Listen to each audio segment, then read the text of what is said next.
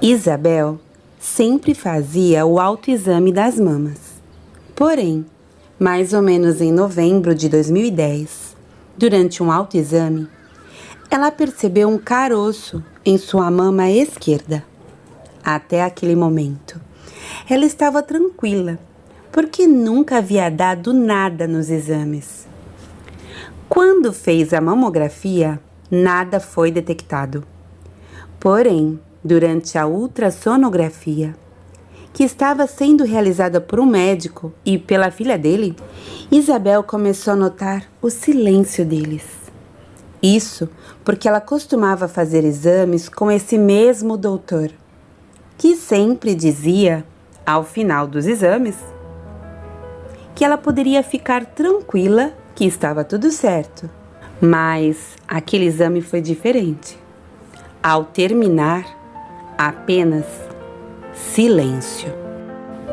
Então, em fevereiro, ela levou os exames para o seu médico ginecologista, que, sem rodeios, disse que era câncer e explicou de maneira franca e direta que ela passaria por um processo bastante sofrido, que iria precisar passar por quimioterapia, por radioterapia, mas disse também que, como ela havia descoberto no início, as chances de cura eram grandes. Ela saiu do consultório já chorando. Mal se despediu do doutor e da secretária. O coração acelerado, muito angustiado. Chegando no carro, Isabel chorou muito e já começou ali mesmo a questionar a Deus o porquê. Na verdade, já na época em que ainda não havia realizado qualquer exame, parecia que o Espírito Santo já estava falando com ela, que aquele era um nódulo cancerígeno. Por isso, ela acabou conversando com a sua irmã Regina, que começou a orar por ela, e a igreja dela também. Uma igreja evangélica que nem a conhecia começou a orar por ela. Naquela época, a mãe de Isabel estava em um momento bastante delicado. Não havia superado o falecimento do seu pai e dormia à base de remédios. Foi necessário conversar com o cardiologista da mãe para saber como contar para ela. E ele acabou orientando em como dar a notícia. Essa preocupação toda era porque Isabel apareceria careca e, inevitavelmente, a mãe entenderia que algo estava errado. E durante todo esse processo, o esposo de Isabel sempre a apoiou muito. Ele esteve em cada consulta, cuidou dela no pós-operatório, na quimioterapia, na cirurgia, o tempo todo. E até hoje, ele continua sendo seu grande companheiro. Na época também, através do seu convênio, ela começou o tratamento no Hospital AC Camargo, em São Paulo. E lá ela foi muito bem atendida. Fez vários exames, porém, nem todos os exames confirmavam um nódulo cancerígeno, sendo que esse nódulo era percebido, mas não era possível afirmar se era benigno ou maligno. Então, ela teria que ir para a mesa de cirurgia, sem saber de fato o que enfrentaria ali. Então, chegou o momento da cirurgia. Ela já estava 24 horas em jejum total, não podendo tomar nenhuma gota de água sequer. Na sala, havia um equipamento atrás dela muito grande. Toda a equipe estava posicionada, preparada para a cirurgia, já com máscara. Foi quando ela ouviu atrás dela uma voz muito forte, como um trovão. E essa voz dizia: Isabel. Então, ela perguntou para os médicos quem estava atrás dela. Quem era esse senhor que estava falando com ela? Nesse momento, eles se entreolharam e disseram que não havia ninguém atrás dela, apenas um equipamento monitorando seus batimentos cardíacos, a oxigenação. Era apenas uma máquina, Então, novamente ela ouviu: Filha, se entrega a mim. Quando ele falou isso, veio um desespero porque ela pensou que estava morta, que havia morrido. Mas ele continuou dizendo: Sou eu. Então, ela entendeu que era o Senhor e ele disse: Se entrega a mim e confia em mim. A equipe médica te toca. Os médicos te tocam porque eu permito. Mas quem vai te curar sou eu. Ora o Pai Nosso. Então, imediatamente ela começou a orar o Pai Nosso. Deram anestesia e ela sentiu o braço queimando. E o anestesista explicou que isso era normal. E a cirurgia aconteceu. Depois veio a confirmação de que era de fato um nódulo maligno. Como era grande, do tamanho de uma uva Itália, a mama esquerda teve que ser retirada por completo. E foi então realizada uma mastectomia total. Porém, colocaram uma prótese semelhante. Depois dessa cirurgia realizada em março, a médica mandou chamá-la, porque havia dado metástase na axila esquerda. E ela passou por outra cirurgia 21 dias depois da primeira. E a médica que fez esse procedimento explicou que, por consequência, o braço dela ficaria tenso. Ou seja, ela não teria mobilidade mais, mobilidade normal.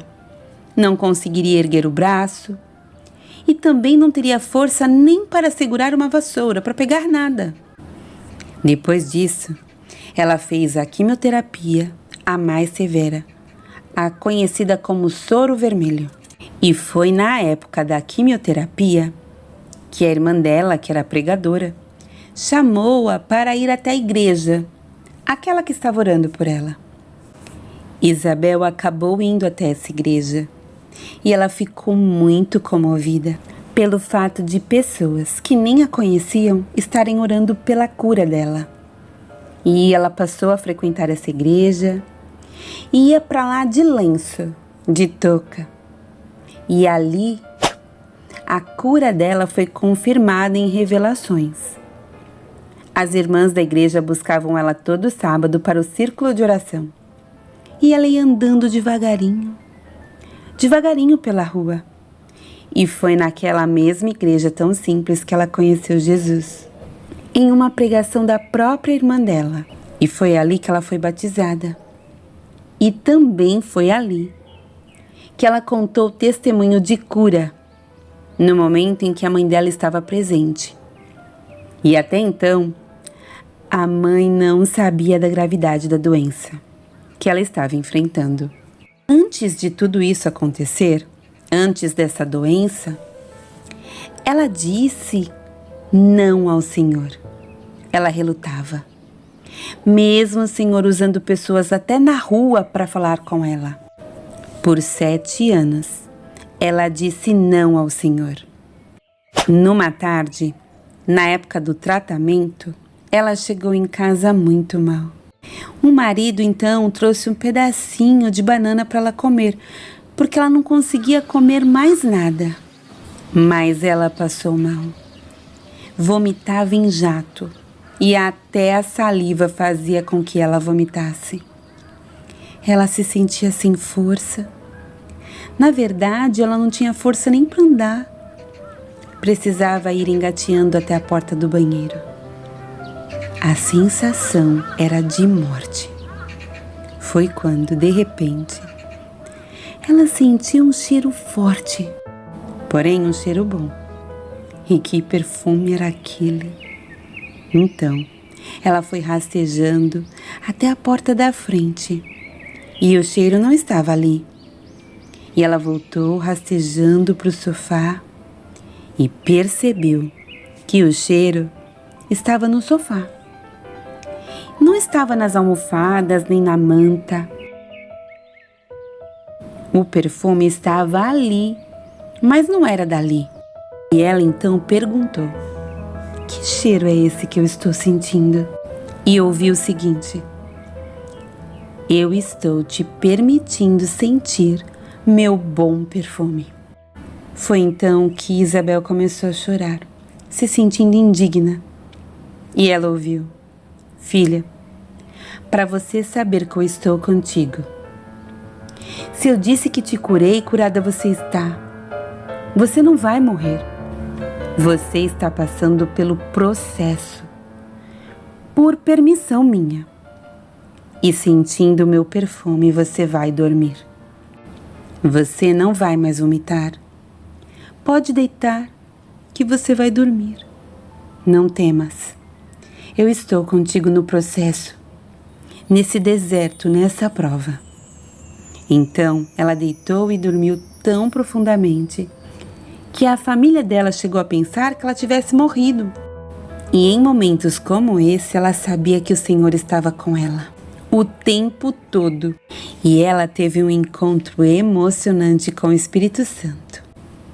Começou a se livrar de vaidades e começou a se entregar a Jesus, de corpo, alma e espírito.